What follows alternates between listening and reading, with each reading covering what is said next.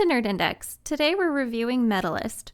I didn't feel as captivated and swept away by this show as it seems like the rest of the community was.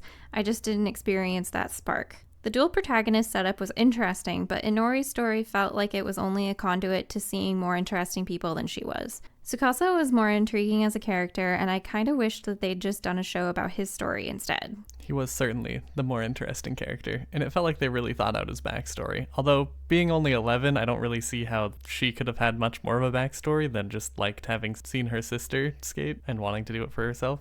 And overcome the bullying.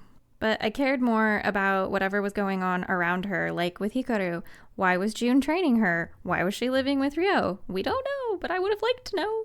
Inori herself was really intense with her up and down mood swings, and I understand the hardships that led her to be so desperate to skate, and I'm not saying it's impossible for an 11-year-old to feel that deeply about something, but it also felt kind of out of place that she was treating the ability to skate as life or death. I mean, I waited to have my existential crisis until I was like 13.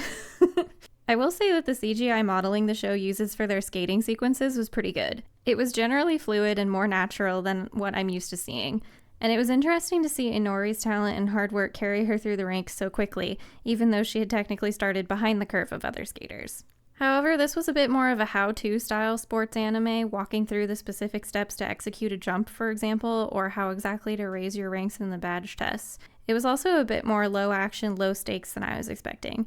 Like at the beginning, they tried to make it so that her mom was imposing stakes on her to prove herself before she started junior high, but then she wins like one badge and her mom says, "Oh, I do believe in you now, you can just do this as long as you want." Which is the correct thing for a parent to do, and I'm happy the show did it.